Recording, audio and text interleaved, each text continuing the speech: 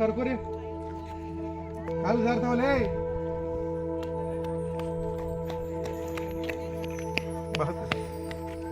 ಓಡ್ಬೇಡ ಏನ ವೈದ್ಯ ಇಲ್ಲಿಂದ ಕಲ್ಲು ಹೋಗೋದು ಗೊತ್ತ ನನಗೆ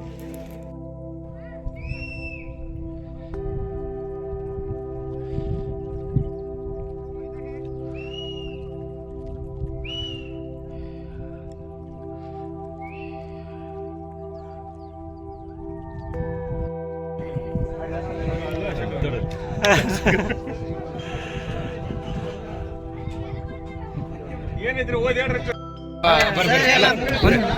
ಒಂದು ಬ್ಯಾಚ್ ನಾವು ಹೋಗಿ ಅವಾಗ ಇನ್ನೊಬ್ರು ನೆಕ್ಸ್ಟ್ ಬರ್ತಾರೆ.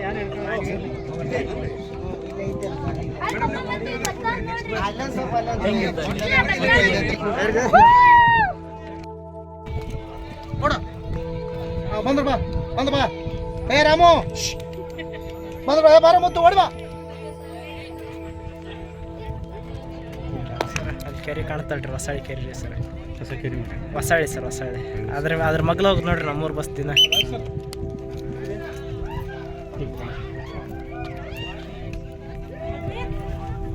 ರಮೇಶ ನಿಮ್ಮೂರು ಎಲ್ಲೈತ ಗುಡ್ಡದ ಪಕ್ಕದಲ್ಲಿ ಸಣ್ಣ ಗುಡ್ಡ ಪಕ್ಕದಲ್ಲಿ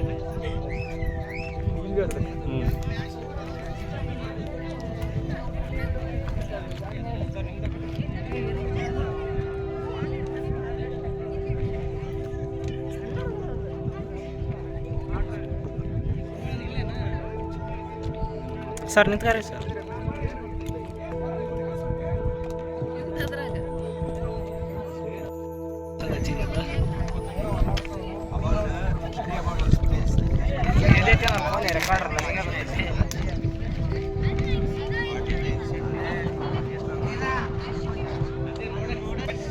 ನೀವು ಮೂರು ಇಲ್ಲೇ ಐತೆ ಮೊದಲು ನಮಗೆ ಸೀದಾ ಮಾಡಿ ಮೂರು ಇಲ್ಲೇ ಐತಲ್ಲ. ಚಾರಣ ಮಧ್ಯಭಾಗಕ್ಕೆ ಬಂದು ನಿಂತಿದೆ ಅಂತಕ್ಕಂಥದ್ದು. ನಮ್ಮ ಥರ ಚಾರಣವನ್ನು ಮಾಡಿ ಚಾರಣದ ಜೊತೆಗೆ ಚಾರಣದ ಕೆಲವು ಬೇರೆ ಬೇರೆ ಊರುಗಳಲ್ಲಿ ಟ್ರೆಕ್ಕಿಂಗ್ ಅಂತ ಮಾಡ್ತಾರೆ. ಟ್ರೆಕ್ಕಿಂಗ್ ಅಂದರೆ ಸೀದಾ ಹೋಗ್ತಾರೆ ಅಲ್ಲಿ ಟ್ರೆಕ್ಕಿಂಗು ವ್ಯಾಯಾಮದಷ್ಟೇ ಉದ್ದೇಶ ಇಟ್ಕೊಂಡು ನಮ್ಮ ದೇಹ ದಂಡಿಸುವ ಸಲುವಾಗಿ ಅಷ್ಟೇ ಹೋಗಿ ಟ್ರೆಕ್ಕಿಂಗ್ ಮಾಡಿ ಹೋಗ್ಬಿಡ್ತಾರೆ ಅವರು. ನಮ್ಮ ಪಾಣಿ ತಾವು ಅಂತ ಮುಂದೆ ಹೋಗ್ತಾ ಇರ್ತಾರೆ. ಆದರೆ ಇಲ್ಲಿ ನಾವು ಟ್ರೆಕ್ಕಿಂಗ್ ವಿಶೇಷ ಏನಂದರೆ ಚಾರಣದ ವಿಶೇಷ ಏನಂತಂದರೆ ನಾವು ಎಲ್ಲರೂ ಜೊತೆ ಒಂದು ರೀತಿ ಕುಟುಂಬದವ್ರು ಎಲ್ಲ ಕುಟುಂಬದವ್ರು ಇದ್ದಾರೆ ಇಲ್ಲಿ. ಬಹುಶಃ ಬಹುತೇಕ ಜನ ಕುಟುಂಬದವರೇ ಸೇರಿಕೊಂಡಿದ್ದೇವೆ.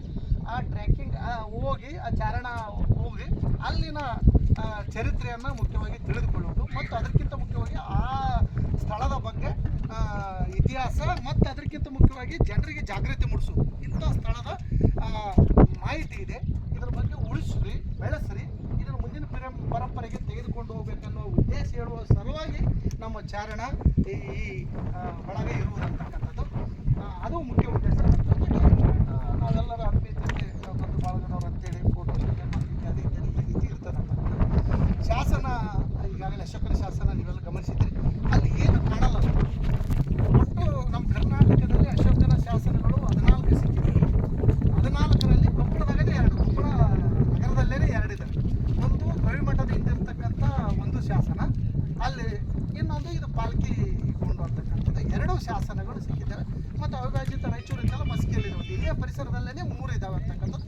ಮತ್ತು ಇನ್ನು ಬಳ್ಳಾರಿಯಲ್ಲಿ ಬೇರೆ ಬೇರೆ ಊರುಗಳಲ್ಲಿ ಒಟ್ಟು 14 ಶಾಸನಗಳು ಅಶೋಕನಿಗೆ ಸಂಬಂಧಪಟ್ಟಂತೆ ಸಿಕ್ಕಿದೆ.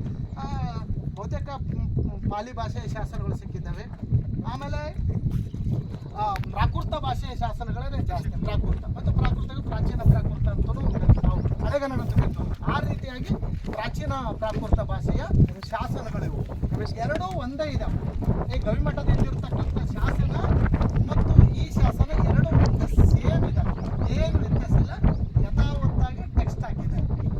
ಆದರೆ ಗವಿಮಠದಿಂದ ಇರತಕ್ಕಂಥ ಶಾಸನ ಕಾಣ್ತಾ ಇದೆ, ಅದನ್ನು ಓದ್ಬೋದು ಪ್ರಾಕೃತ ಭಾಷೆಯಲ್ಲಿ, ಅದನ್ನು ಓದ್ಬೋದು ಅಂತ.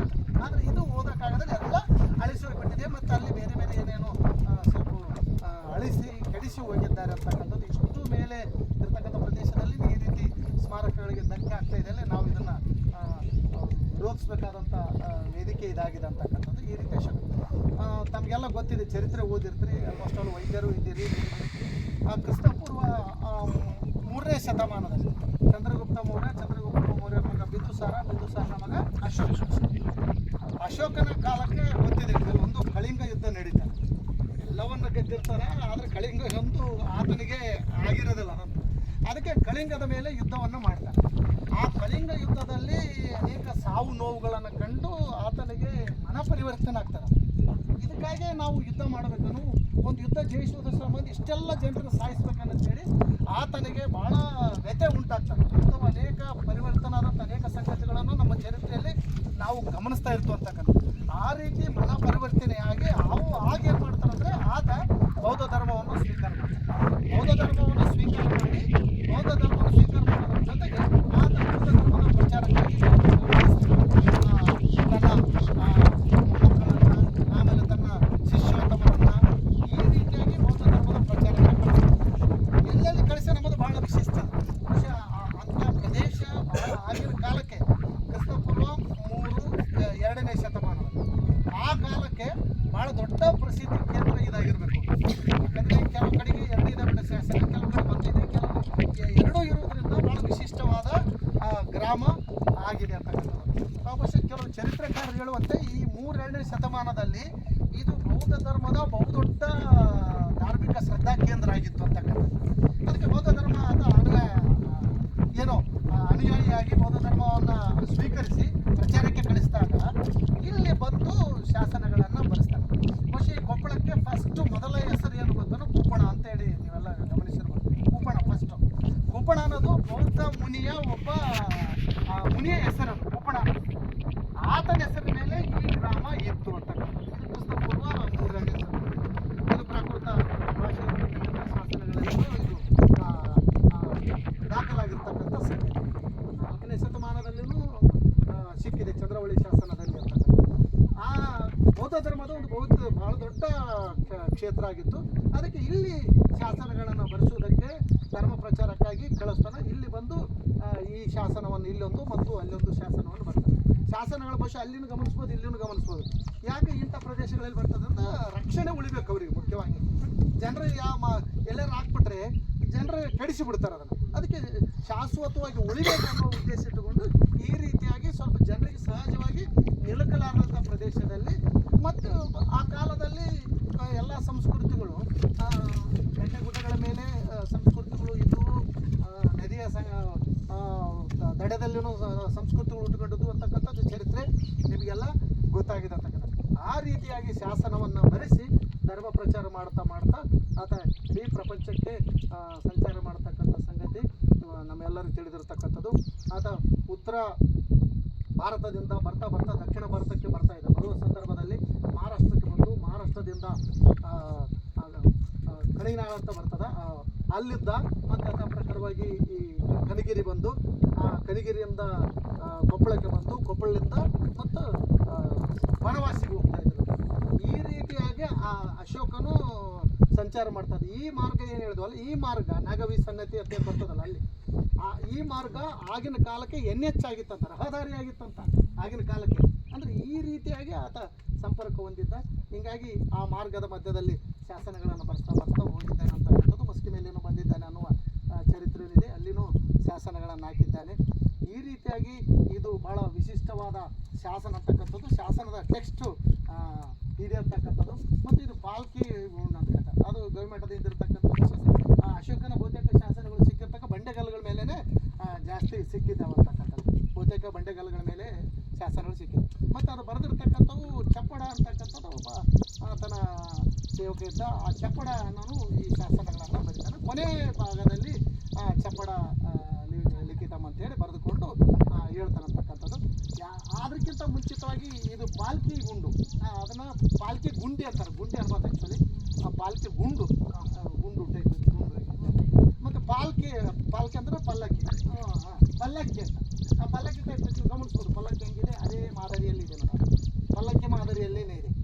ಆ ರೀತಿ ಪಲ್ಲಕ್ಕಿಯಲ್ಲಿ ಮಾದರಿಯಲ್ಲಿರುವುದರಿಂದ ಇದಕ್ಕೆ ಪಾಲ್ಕಿ ಗುಂಡು ಅಂತೇಳಿ ಕರಿತಾ ಇದ್ದಾರೆ. ಕೆಲವು ಜನ ಹಾಗೆ ಈ ಕಾರವನ್ನು ಹಚ್ಚಿ ಗುಂಡಿ ಅಂತೇಳಿ ಕರೀತಾರೆ. ಇದನ್ನು ತಗ್ಗಿಲ್ಲ, ಎತ್ತರದ ಪ್ರದೇಶದಲ್ಲಿ ಇದು ಶಾಸನ ಇದೆ ಅಂತಕ್ಕಂಥದ್ದು.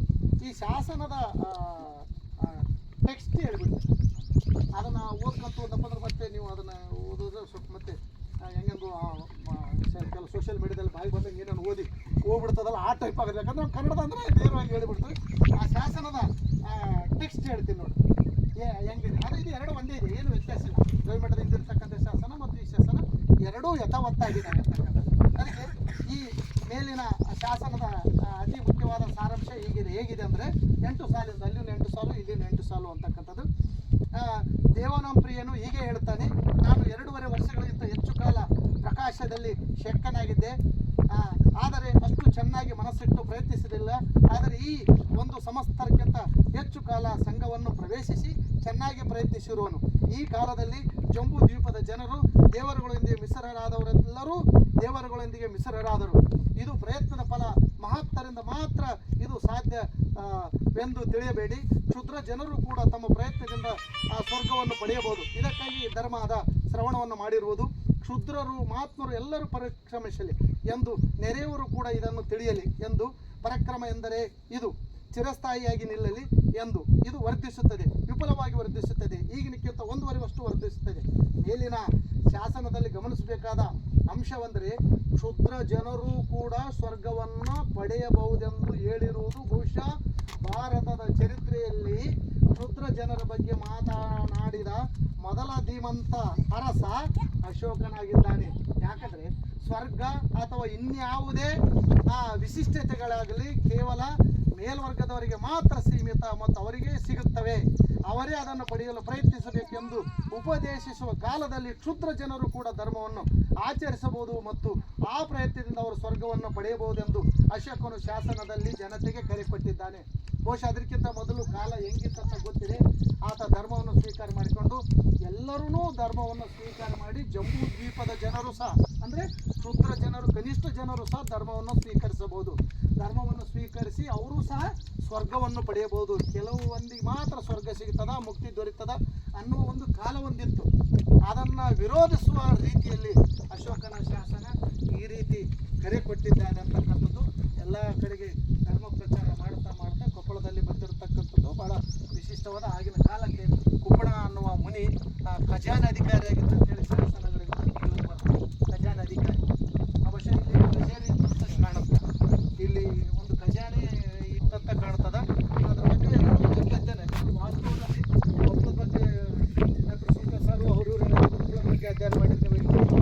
ಬಗ್ಗೆ ಎಷ್ಟು ಅಧ್ಯಯನ ಮಾಡಿದ್ರು ಸಹ ಇದ್ರ ಬಗ್ಗೆ ವಾಸ್ತವದಲ್ಲಿ ಅತ್ಯಂತ ಕಡಿಮೆ ಅಧ್ಯಯನ ಅಂತೇಳಿ ನಾನು ಭಾವಿಸಿಕೊಂಡಿದ್ದೇನೆ. ಈ ರೀತಿ ಈ ಶಾಸನ ತಮ್ಮ ಮಕ್ಕಳಿಗೆ ತಿಳಿಸ್ರಿ, ಜನರಿಗೆ ತಿಳಿಸ್ರಿ, ಇದನ್ನು ಉಳಿಸ್ಬೇಕಾಗಿದೆ. ಅಂಬೇಡ್ಕರ್ ಒಂದು ಮಾತು ಹೇಳ್ತಾರೆ, ಯಾರು ಚರಿತ್ರೆಯನ್ನು ತಿಳಿದುಕೊಳ್ಳುವುದಿಲ್ಲ ಅವರು ಚರಿತ್ರೆಯನ್ನು ನಿರ್ಮಿಸೋಕ್ಕೆ ಸಾಧ್ಯವಿಲ್ಲ ಅಂತಕ್ಕಂಥದ್ದು. ಅದಕ್ಕೆ ನಾವು ನಿರ್ಮಿಸ್ತವೋ ಕೊಡ್ತವೋ ಗೊತ್ತಿಲ್ಲ, ಒಂದಿಷ್ಟು ಮಾಹಿತಿ ಅದನ್ನು ತಿಳಿದುಕೊಂಡು ಜನರಿಗೆ ಮುಟ್ಟಿಸಿ ಪ್ರಕೃತಿಯನ್ನು ಉಳಿಸ್ರಿ, ಇಂಥ ಪ್ರದೇಶವನ್ನು ಉಳಿಸ್ರಿ ಅಂತಕ್ಕಂಥ ಒಂದು ಸದಾಶಯ ನಮ್ಮ ಚಾರಣ ಬಳಗದಿದೆ ಅಂತಕ್ಕಂಥದ್ದು. ಬರೀ ಚಾರಣ ಬಳಗದಲ್ಲಿ ಹೇಳಿದ್ರು ಟ್ರೆಕ್ಕಿಂಗ್ ಹೋಗಿ ಬಂದು ಹೋಗುವುದು ಅಷ್ಟೇ ಅಲ್ಲ, ಇದನ್ನು ನಾವು ಜಾಗೃತಿ ಮೂಡಿಸೋದೇ ಬಹಳ ಮುಖ್ಯವಾದ ಸಂಗತಿಯಾಗಿದೆ ಅಂತಕ್ಕಂಥದ್ದು. ಈ ಕಾರ್ಯಕ್ರಮದಲ್ಲಿ ವಿಶೇಷವಾಗಿ SP ಸಾಹೇಬರವರು, ವರಸಿದ್ದಿ ಸಾಹೇಬರು ಬಂದಿರತಕ್ಕಂಥದ್ದು ಬಹಳ ಅಭಿಮಾನ ಪಡ್ತಕ್ಕಂಥ ಸಂಗತಿ. ದೊಡ್ಡ ಅಧಿಕಾರಿಗಳು ಪ್ರಥಮ ಸಂದರ್ಭದಲ್ಲಿ ನಮ್ಮ ಚಾರಣಕ್ಕೆ, ಇದಕ್ಕಿಂತ ಮೊದಲು DYSP ಸಾಹೇಬರ ಅವರುಗಳವರು ನಮ್ಮ ವನಮಹೋತ್ಸವಕ್ಕೆ ಆಗಮಿಸಿದ್ರು ದೊಡ್ಡ ಅಧಿಕಾರಿಗಳು ಬಂದಿರತಕ್ಕಂಥದ್ದು ಭಾಳ ಸಂತೋಷ ಅಂತೇಳಿ ಭಾವಿಸ್ಕೊಂಡು ಇದ್ರ ಬಗ್ಗೆ ತಿಳ್ಕೊಂಡ್ರು ಅಂತೇಳಿ ಇತಿಹಾಸ ಅಧ್ಯಾಪಕರು ರಾಜೋಸ್ಮನಿ ಅವರು ಇದ್ದಾರೆ. ನಾನು ಸುಮ್ಮನೆ ಜನರಲ್ ಆಗಿ ಮಾತಾಡಿದೆ.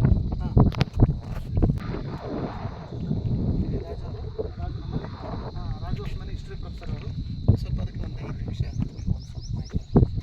ಎಲ್ಲರಿಗೂ ನಮಸ್ಕಾರ. ಆ್ಯಕ್ಚುಲಿ ನಾನು ಇಲ್ಲಿ ಬಂದಿದ್ದು ಒಂದು 5 ವರ್ಷದ ಕೆಳಗೆ ಮಾತ್ರ. ಇವರು ಇಲ್ಲೇ ಇದ್ದು ಭಾಳಷ್ಟು ವರ್ಷಗಳಾಗಿ ಇತಿಹಾಸದ ಬಗ್ಗೆ ಭಾಳಷ್ಟು ಅಧ್ಯಯನ ಮಾಡಿದವ್ರು. ನಾವೇನು ಅಷ್ಟೇನು ಹೋಗಲಿಲ್ಲ, ಹೊರಗೇನು ಅಡ್ಡಾಡಿಲ್ಲ, ಏನಿಲ್ಲ. ಹೆಚ್ಚಾಗಿ ನಾವು ಇಲ್ಲೇ ಗವಿಮಠದ ಶಾಸನ ಮತ್ತು ಇಲ್ಲಿ ತಂದು ಹೋಗಿದ್ದೀವಿ. ಹೆಚ್ಚಾಗಿ ಅಡ್ಡಾಡಿದ್ದು ಅಧ್ಯಯನ ಮಾಡಿದವರು ಸರ್ ನನಗೆ ಅಷ್ಟೊಂದು ಹೊರಗೆ ಹೋಗೋದಕ್ಕೆ ಆಗೋದಿಲ್ಲ. ಇದರಲ್ಲೇ ಮಾಹಿತಿ ಸಂಗ್ರಹಣೆ ಮಾಡ್ತಾರೆ. ಈ ಕೊಪ್ಪಳ ಅನ್ನೋದು ಕುಪ್ಪನ ಮುನಿ ಅಂದರೆ ನನ್ನ ಪ್ರಕಾರ ಜೈನರಿಗೆ ಮುನಿಗಳನ್ನು ಜೈನರಿಗೆ ಅಂತೀವಿ ಮುನಿ ಅಂತ ಹೇಳಿ, ಬೌದ್ಧರಿಗೆ ಮುನಿ ಅಂತೇಳಿ ನಾವು ಕರೆಯಂಗಿಲ್ಲ. ಇದೊಂದು ಪಾಯಿಂಟ್ ನಾನು ಗುರುತಿಸ್ಕೊಂಡು. ಅಶೋಕನ ಬಿಫೋರಲ್ಲಿ ಅವ್ರ ಅಜ್ಜ ಅಂದರೆ ಚಂದ್ರಗುಪ್ತ ಮೌರ್ಯ ಏನು ಅಲ್ಲಿ ಬರಗಾಲ ಬೀಳ್ತದೆ, ಅಲ್ಲಿ ಪಾಟೀಲ್ ಪುತ್ರ ಬಿಹಾರದಲ್ಲಿ ಬರಗಾಲ ಬೀಳ್ತದೆ, ಅವತ್ತಲ್ಲಿ ತನ್ನ ಮಗನಿಗೆ ಪಟ್ಟಾಭಿಷೇಕ ಮಾಡಿ ತಾನು ಸನ್ಯಾಸತ್ವವನ್ನು ಸ್ವೀಕಾರ ಮಾಡ್ಕೊಂಡು ಜೈನ ಧರ್ಮ ಸ್ವೀಕಾರ ಮಾಡಿಕೊಂಡು ಇಲ್ಲಿ ಬರ್ತಾನೆ. ಬಾಯಿ ವಾಕ್ಯದಲ್ಲಿ ಬರ್ತಾನೆ, ಯಾಕಂದರೆ ಕುದುರೆ ಹತ್ತೋದು ಆ ಜೈನ ಧರ್ಮದ ಪ್ರಕಾರ ಅಪರಾಧ, ಅಂದರೆ ಇನ್ನೊಂದು ನಮ್ಮ ಕೆಲಸಕ್ಕೋಸ್ಕರ ಇನ್ನೊಂದು ಪ್ರಾಣಿಯನ್ನು ಬಳಸ್ಕೊಳ್ಳೋದು ಅಪರಾಧ. ಹಾಗಾಗಿ ನಾವು ಮಾತಾಡಬೇಕಾದ್ರೆ ಅದೆಷ್ಟೋ ಕ್ರಿಮಿಕೀಟಗಳು ನಮ್ಮ ಬಾಯಿ ಒಳಗೆ ಹೋಗ್ತವೆ. ಅಂದರೆ ಅದರ ಸಾವಿಗೆ ನಾವು ಕಾರಣ ಆಗಬಾರ್ದು ಅನ್ನೋ ಉದ್ದೇಶ ತಗೊಂಡು ಬಾಯಿಗೆ ಪಟ್ಟಿ ಕಟ್ಟಿಕೊಳ್ತಾರೆ. ಎಷ್ಟೊಂದು ಸೂಕ್ಷ್ಮವಾದಂಥ ಒಂದು ಧರ್ಮ ಅದು. ಹಾಗಾಗಿ ಪಾಟೀಲ್ ಪುತ್ರದಿಂದ ನೋಡ್ಕೊಂಡು ಏನು ಇದು ಮಹಾರಾಷ್ಟ್ರದ ಮಾರ್ಗವಾಗಿ ನಮ್ಮ ಸೊಲ್ಲಾಪುರ, ಬಿಜಾಪುರ, ಬಾಗಲಕೋಟೆ, ಗದಗ ಮಾರ್ಗವಾಗಿ ಅವ್ರೇನು ಮಾಡ್ತಾರೆ ರಾಜ್ಯದಲ್ಲಿ ಹೋಗ್ತಾ ಬರ್ತಾರೆ. ಈ ಹೋಗ್ಬೇಕಾದ್ರೆ ಚಂದ್ರಗುಪ್ತ ಮತ್ತು ಭದ್ರಬಾಹು ಅಂತೇಳಿ, ಭದ್ರಬಾಹು ತುಂಬಾ ಪಾಪ್ಯುಲರ್ ಇರ್ತಕ್ಕಂಥ ಒಬ್ಬ ಸಂತ ಅಂತ, ಈ ಮಹಾವೀರನ ಫಾಲೋವರ್ ಅಂತ. ಈ ಕರ್ನಾಟಕ, ಇಡೀ ಇಂಡಿಯಾದಲ್ಲಿ ಕರ್ನಾಟಕ ಮಹಾವೀರನ ಒಂದು ಫಾಲೋವರ್ ಇರ್ತಕ್ಕಂಥದ್ದು ಜಾಗ ಇದು. ಹಾಗಾಗಿ ಭದ್ರಬಾವಿನ ಜೊತೆಗೆ ಅದು ಬರ್ತಾನೆ. ಅವ್ರ ಹಿಂದೆ 300 ಮಂದಿ ಮುನಿಗಳು ಬರ್ತಾರೆ. ಆ ಮುನಿಗಳು ಸೀದಾ ಅವರಿಂದನೇ ಬರ್ತಾರೆ, ಆದರೆ ಅಲ್ಲೆಲ್ಲೇ ಸರ್ಕೊಂಡ್ಬಿಡ್ತಾರೆ. ಅವರು ಅಲ್ಲೆಲ್ಲಿ ಇದ್ಕೊಂಡು ಅದು ಏನು ಜೈನ ಧರ್ಮವನ್ನು ಉಳಿಸಿ ಬೆಳೆಸ್ತಕ್ಕಂಥ ಒಂದು ಕೆಲಸವನ್ನು ಮಾಡ್ತಾ ಬರ್ತಾರೆ. ನನ್ನ ತಿಳುವಳಿಕೆ ಮಟ್ಟಿಗೆ ಏನಾಗುತ್ತೆ, ಒಬ್ಬ ಮುನಿ, ಆ ಗುಂಪಲ್ಲಿ ಇರ್ತಕ್ಕಂಥ ಒಬ್ಬ ಮುನಿ ಕುಪನ ಅಂತಕ್ಕಂಥ ವ್ಯಕ್ತಿ ನಮ್ಮ ಕೊಪ್ಪಳಕ್ಕೆ ಬರ್ತಾನೆ. ಕುಪನ ಅಂತಕ್ಕಂಥ ಒಬ್ಬ ಮುನಿ ನಮ್ಮ ಗವಿಮಠದ ಜಾಗದಲ್ಲಿ ತುಂಬಾ ಗವಿ ಇತ್ತು. ಗವಿಮಠ ಇತ್ತೀಚೆಗೆ ಆಗಿದ್ದು 12ನೇ ಶತಮಾನದಲ್ಲಿ ನಂತರದಲ್ಲಿ ಆಗಿತ್ತು, ಅದಕ್ಕಿಂತ ಬಿಫೋರಲ್ಲಿ ಅದೊಂದು ಗವಿ. ಹಾಗಾಗಿ ಆ ಕುಪನ ಅಂತಕ್ಕಂಥ ಮುನಿ ಆ ಗವಿಮಠದಲ್ಲಿ ಬಂದು ವಾಸ ಮಾಡೋದು ಶುರು ಮಾಡ್ತಾ ಬರ್ತಾನೆ. ಆತ ತುಂಬಾ ಪ್ರಸಿದ್ಧಿಯಾಗಿ ಜನರ ಕಲ್ಯಾಣವನ್ನು ಬಯಸೋದು, ಜನರಿಗೆ ಒಳ್ಳೆಯದನ್ನು ಮಾಡ್ತಕ್ಕಂಥ ಒಂದು ಕೆಲಸವನ್ನು ಮಾಡ್ತಾ ಬರ್ತಾನೆ. ಹಾಗಾಗಿ ಆತ ಇದ್ದು ಪ್ರಚಾರ ಆಗಿ ಅದು ಆತ ಇರ್ತಕ್ಕಂಥ ಏರಿಯಾ ಬನ್ನಿ ಕೂಪನ ಈ ರೀತಿ ಹೆಸರು ಬರೋದಕ್ಕೆ ಶುರು. ಇದು ನನ್ನ ವೈಯಕ್ತಿಕ ಅಭಿಪ್ರಾಯ. ಇದು ಎಷ್ಟು ಸರಿನೋ ಎಷ್ಟು ತಪ್ಪೋ ಗೊತ್ತಿಲ್ಲ ನನಗೆ. ನಾನು ಅರ್ಥ ಮಾಡ್ಕೊಂಡಿದ್ದು, ನಾನು ಬೇರೆ ಡಾಕ್ಯುಮೆಂಟ್ಗಳನ್ನು ನೋಡಿದಾಗ ನನಗಿದೇ ಅರ್ಥ ಆಗಿದೆ. ಇದು ಜೈನ ಕೇಂದ್ರ ಆಗಿದ್ದು ಅವನ ಮೂಲಕನೇ. ಅದು ಕ್ರಿಸ್ತಪೂರ್ವ 300 ಇಸ್ವಿ, ಕ್ರಿಸ್ತಪೂರ್ವ 300 ಇಸ್ವಿಯಲ್ಲೇ ಅದಾಗಿರೋದು. ಹಾಗಾಗಿ ಕುಪನ ಅಂತಕ್ಕಂಥ ಜೈನ ಮುನಿಯಿಂದನೇ, ಅದು ಬೌದ್ಧ ಅಲ್ಲ, ಅದು ಜೈನನೇ. ಹಾಗಾಗಿ ಅವನಿಂದನೇ ಇದು ಪ್ರಚಾರಗೊಳ್ತದೆ. ಮುಂದೆ ಆತನ ಮಗ ಬಿಂದುಸಾರ ಬರ್ತಾನೆ. ಆತೇನು ಇಲ್ಲಿ ಬರಲಿಲ್ಲ, ನಮ್ಮ ಕೊಪ್ಪಳಕ್ಕೆ ಬರಲಿಲ್ಲ, ನಮ್ಮ ಕರ್ನಾಟಕ ನಾವು ವ್ಯಾಪ್ತಿದೊಳಗೆ ಬರಲಿಲ್ಲ. ಆತ ಹೆಚ್ಚಾಗಿ ಮೇಲೇ ಉತ್ತರ ಭಾರತದಲ್ಲೇ ಆಳ್ವಿಕೆ ಮಾಡಿದವನು. ಓಕೆ, ಹಾಗಾಗಿ ಬರಲಿಲ್ಲ. ನಂತರದಲ್ಲಿ ಅಶೋಕ ಬರ್ತಾನೆ. ಅಶೋಕ ಬಂದು ಏನಾಗುತ್ತೆ, ಅದು ಕಳಿಂಗ ಯುದ್ಧದ ನಂತರ ಶಾಸನಗಳನ್ನು ವಿತರಿಸ್ತಕ್ಕಂಥ ಕೆಲಸವನ್ನು ಮಾಡ್ತಾನೆ. ಓಕೆ, ಇದು ನಮ್ಮ ಚಿತ್ರದುರ್ಗ ತನ ಅವನ ವ್ಯಾಪ್ತಿ ಅಶೋಕ. ಹಾಗಾಗಿ ಒಬ್ಬನಿಗೆ ಏನು ತನ್ನ ಸಂದೇಶವನ್ನು ಬೌದ್ಧ ಧರ್ಮ ಸ್ವೀಕಾರ ಮಾಡಿದ ಬಳಿಕ ತನ್ನ ಸಂದೇಶವನ್ನು ಎಲ್ಲರೂ ಒಂದೇ, ಆತನ ದೃಷ್ಟಿ ಒಳಗೆ ಬುದ್ಧ ಹೇಳ್ತಾನೆ ಎಲ್ಲರೂ ಒಂದೇ, ಇಲ್ಲಿ ಯಾರೂ ದೊಡ್ಡವರಲ್ಲ, ಹಂಗಂತೇಳಿ ಯಾರು ಸಣ್ಣವರು ಅಲ್ಲ. ಹಾಗಾಗಿ ಎಲ್ಲರೂ ಮೋಕ್ಷ ಅನ್ನೋದು ದೊಡ್ಡ ಸಾಧನೆ. ಮೋಕ್ಷ ಅನ್ನೋದು ಎಲ್ಲರ ಜೀವನದಲ್ಲಿ ಲಾಸ್ಟ್ ಪಾಯಿಂಟ್. ಅದು ಅದನ್ನು ಸಂಪಾದನೆ ಮಾಡೋದಕ್ಕೆ ಕೇವಲ ಮೇಲ್ವರ್ಗದವ್ರು ಮಾತ್ರ ಅಂತೇಳಿ ವೇದ ಉಪನಿಷತ್ತುಗಳು ಹೇಳ್ತಾವೆ. ಆದರೆ ಬುದ್ಧ ಹೇಳ್ತಾನೆ ಎಲ್ಲರೂ ಸರ್ವ ಸಮಾನ ಇದ್ದಾರೆ. ಏನು ಮೋಕ್ಷವನ್ನು ಸಂಪಾದನೆ ಮಾಡಬೇಕಾದ್ರೆ ಎಲ್ಲರಿಗೂ ಸಮಾನ ಅವಕಾಶಗಳಿದ್ದಾವೆ ಅಂತೇಳಿ ಹೇಳ್ತಕ್ಕಂಥ ಕೆಲಸವನ್ನು ಬುದ್ಧ ಮಾಡ್ತಾನೆ. ಹಾಗಾಗಿ ಬೌದ್ಧವ್ರನ್ನ ಸ್ವೀಕಾರವನ್ನು ಮಾಡಿದ ಬಳಿಕ ಇನ್ನೂ ಸಹಿತ ಎಲ್ಲರಿಗೂ ಅವಕಾಶ, ಇವಾಗ SC ಅಂತೇಳಿ ಏನು ಕರಿತೀವಲ್ಲ, ಅಂಥವ್ರು ಸಹಿತ ಏನದಾರ ಮೋಕ್ಷವನ್ನು ಸಂಪಾದನೆ ಮಾಡ್ಬೋದು ಅಂತೇಳಿ ಲೆಕ್ಕಾಚಾರವನ್ನು ಹಾಕಿಕೊಂಡು ಪ್ರಚಾರವನ್ನು ಮಾಡ್ತಕ್ಕಂಥ ಕೆಲಸ ಮಾಡ್ತಾನೆ. ಇದು ಸಹಿತ ಅದೇ ರೀತಿಯೊಳಗಿದ್ದು ಮೋಕ್ಷ ಸಂಪಾದನೆಗೆ ಸರ್ವರು ಸಮಾನ ಅವಕಾಶಗಳು ಅದಾವ ಅಂತಲೇ ಹೇಳ್ತಕ್ಕಂಥ ಕೆಲಸ ಮಾಡಿದ್ವಿ. ಇಲ್ಲಿಗೆ ಬೌದ್ಧ ಧರ್ಮ ಪ್ರಚಾರಕ್ಕೂ ಬರಲಿಲ್ಲ. ಎಲ್ಲಿಗೆ? ನಮ್ಮ ಕೊಪ್ಪಳಕ್ಕೆ ಬೌದ್ಧ ಧರ್ಮ ಪ್ರಚಾರಕ್ಕೂ ಬರಲಿಲ್ಲ, ಚಿತ್ರದುರ್ಗಕ್ಕೆ ಸಹಿತ ಬರಲಿಲ್ಲ. ಯಾಕಂದರೆ ಇದು ಆತನ ವ್ಯಾಪ್ತಿದೊಳಗಿರ್ತಕ್ಕಂಥ ಜಾಗ. ಇದು ಜಾಗ ಆತನ ವ್ಯಾಪ್ತಿದೊಳಗಿರ್ತಕ್ಕಂಥ ಜಾಗ. ಹಾಗಾಗಿ ಇಲ್ಲಿ ಯಾರು ಬೌದ್ಧ ಪ್ರಚಾರಕರು ಬರಲಿಲ್ಲ. ಆಲ್ರೆಡಿ ಆತನ ವ್ಯಾಪ್ತಿದೊಳಗೆ ರಾಜ್ಯ ಧರ್ಮ ಅಂತೇಳಿ ಸ್ವೀಕಾರ ಮಾಡ್ತಾನೆ. ಹಾಗಾಗಿ ಅವ್ನ ರಾಜ್ಯ ಎಲ್ಲಿ ತಾನೇ ಇರ್ತದೆ, ಅಲ್ಲಿ ತಾನೇ ಒಟ್ಟು ಬೌದ್ಧ ಧರ್ಮನೇ. ಯಾವುದು ರಾಜ್ಯ ಆಗಿರಲಿಲ್ಲ ಅಲ್ಲಿ ಮಾತ್ರ ಬೌದ್ಧ ಮಹಾಮಾತರನ್ನು ಪ್ರಚಾರಕರನ್ನು ಕಳಿಸ್ತಕ್ಕಂಥ ಕೆಲಸ ಮಾಡ್ತಾರೆ. ಓಕೆ, ಬನವಾಸಿಗೆ ಇರಲಿಲ್ಲ, ಮೈಸೂರು ಈತನ ವ್ಯಾಪ್ತಿದೊಳಗಿರಲಿಲ್ಲ. ಹಾಗಾಗಿ ಅಲ್ಲಿಗೆ ಧರ್ಮ ಮಹಾಮಾತರನ್ನು ಕಳಿಸಿ ಅಲ್ಲಿ ಬೌದ್ಧ ಧರ್ಮವನ್ನು ಪ್ರಚಾರ ಮಾಡ್ತಕ್ಕಂಥ ಒಂದು ಕೆಲಸವನ್ನು ಮಾಡ್ತಾರೆ. ಓಕೆ, ಇನ್ನು ಹೇಳಿದ್ದು ಇನ್ನೂ ಮ್ಯಾಟ್ರ್ ಭಾಳಷ್ಟಿದೆ. ಸಾಕು ಇಲ್ಲಿಗೆ.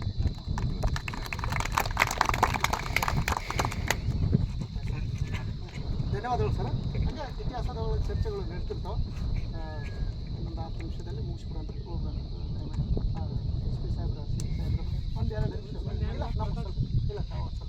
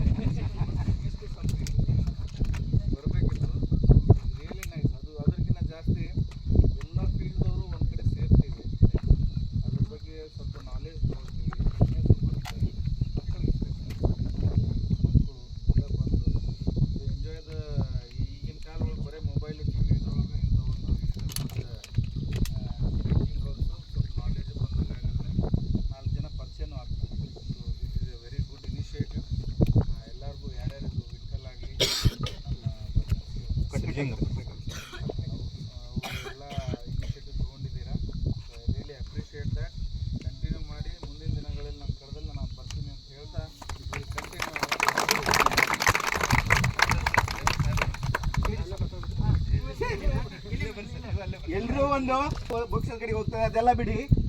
ಒಂದು ನಾನು ಹೇಳ್ತಾ ಇರೋದು ಒಂದು ಸ್ಲೋಗನ್ ಏನಂತಂದ್ರೆ ನಾವು ಹೇಳಬೇಕು, ಅದರಂತೆ ಹೇಳಿ.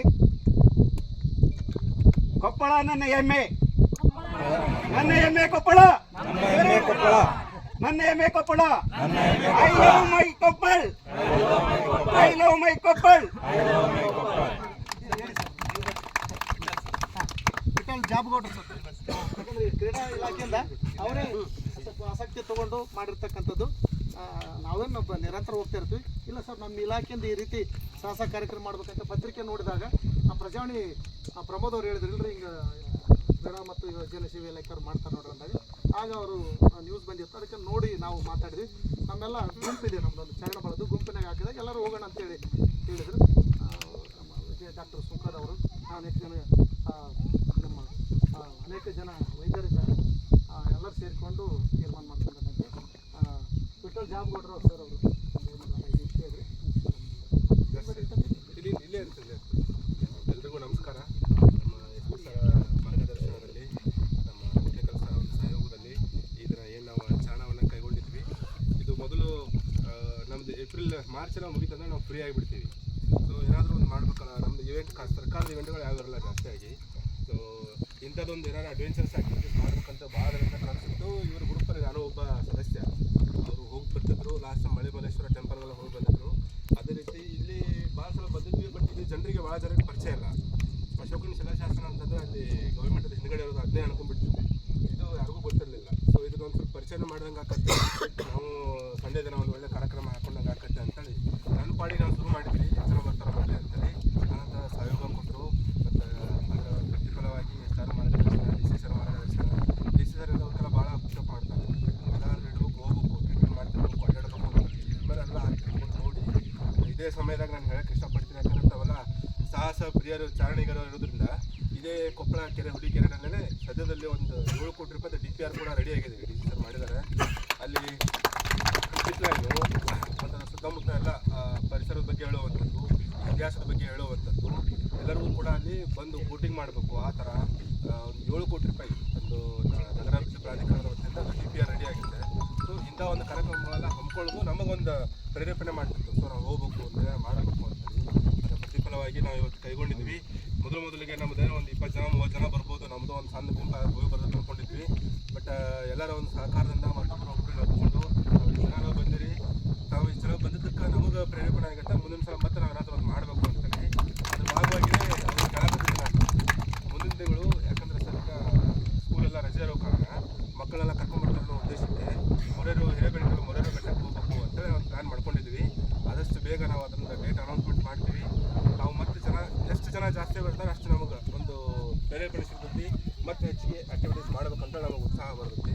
ಅದಂತ ಅದನ್ನು ಡೇಟ್ ಹೇಳ್ತೀವಿ. ಅದಕ್ಕೂ ತಾವು ತಮ್ಮ ಏನು ಸಂಬಂಧಿಕರ ಥರ ಮೇನ್ ಆಗಿ ನಮಗೆ ಮಕ್ಕಳು ಆ ಪೀಳಿಗೆಗಳಿಗೆ ಗೊತ್ತಾಗಬೇಕು ನಮ್ಮಲ್ಲಿ ಇಂಥ ಸ್ಥಳಗಳದಾವೆ, ನಾವು ಇಂಥಲ್ಲೆಲ್ಲ ಹೋಗಿ ಬರಬೇಕು ಅಂತೇಳಿ. ಇವತ್ತು ಒಂದು ದಿನ ಇದು ಹೋಗಿ ಆರಾಮ್ ಸರಿ ಫ್ರೆಶಪ್ ಆಗಿ ಊಟ ಮಾಡಿ ಮಕ್ಕೊಂಡ್ರೆ ಸಂಜೆ ಬಟಾರ ಅವ್ರು ಮೊಬೈಲ್ ಮುಟ್ಟೋದಿಲ್ಲ. ಅವತ್ತೆಲ್ಲ ಇಲ್ಲಿ ಅಡ್ಡಾಡಿದ್ವಿ, ಇಲ್ಲಿ ಹಿಂಗೆ ಅಡ್ಡಾಡಿದ್ವಿ, ಹಿಂಗಾಯ್ತು ಅಂತೇಳಿ. ನಾಳೆಗೆ ಹೇಳ್ಬೇಕಂದ್ರೆ ಹಿಂಗೆ ಹೇಳ್ತಾರೆ, ಮಮ್ಮಿ ಪಪ್ಪ ನೀನು ಹೋಗಿದ್ದು ಮಸ್ತ್ ಇತ್ತು, ಭಾರಿ ಇತ್ತು, ಹಂಗೆ ಹಿಂಗೆ ಅಂತೇಳಿ. ಸೊ ಇದೇ ಸಣ್ಣದಾಗಿ ಗಿಡ ಬೆಳೆಸಿ ಅವ್ರನ್ನ ಈ ಒಂದು ಈ ಮೊಬೈಲ್ ದುನಿಯಾದಿಂದ ಈ ದುಶ್ಚಟಗಳು ಇರ್ತಾರಲ್ಲ ಅದರಿಂದ ಅವ್ರನ್ನ ಕರ್ಕೊಂಡ್ಬರುವಂಥವೇ. ಇದನ್ನೇ ನಾವು ಅವ್ರನ್ನ ಆ್ಯಕ್ಟಿವಿಟಿಗಳಲ್ಲಿ ಭಾಗವಹಿಸೋದನ್ನು ಮಾಡಿಸಿದ್ರೆ ಅವರು ಒಂದು ಸಮರ್ಥರಾಗ್ತಾರೆ, ಒಳ್ಳೆ ನಾಲೆಡ್ಜಬಲ್ ಪರ್ಸನ್ ಆಗ್ತಾರೆ ಅಂಥೇಳಿ ಈ ಎಲ್ಲ ಸಕ್ಸಸ್ ಮಾಡಿದ್ದಕ್ಕಾಗಿ ಮಾರ್ಗದರ್ಶನ ನೀಡಿದ SP ಸರ್ಗೆ ಮತ್ತು ಸಹಕಾರ ನೀಡಿದಂಥ ಇವರಿಗೆ, ಇದರಲ್ಲಿ ಭಾಗವಹಿಸಿದಂಥ ಎಲ್ಲರೂ ಮತ್ತು ನಮ್ಮ ಸಿಬ್ಬಂದಿಗಳು, ನಮ್ಮ ಕೋಚ್ ವಿಶ್ವನಾಥ್ ಕೋಚ್ ಅಂತೇಳಿ ನಮ್ಮ ಕೋಚ್ ಅವರು, ನಮ್ಮ ತುಕಾರಾಮು, ನೀವೆಲ್ಲ ಏನು ನಂಬರ್ ಕೊಟ್ಟಿದ್ರಲ್ಲ ತುಕಾರಾಮ್ ಅವರೇ, ಇದೆಲ್ಲ ನಮ್ಮ ಸಿಬ್ಬಂದಿಗಳ ಒಂದು ಸಹಕಾರದೊಂದಿಗೆ ಇದು ಯಶಸ್ವಿಯಾಗುತ್ತೆ. ಇದೇ ರೀತಿ ಮುಂದಿನ ದಿನ ಮತ್ತೆಲ್ಲರೂ ಸೇರಬೇಕು ಅಂತೇಳಿ ನಮ್ಮನ್ನು ವಿನಂತಿ ಮಾಡ್ಕೊಂಡಿದ್ದಾರೆ. ಧನ್ಯವಾದ.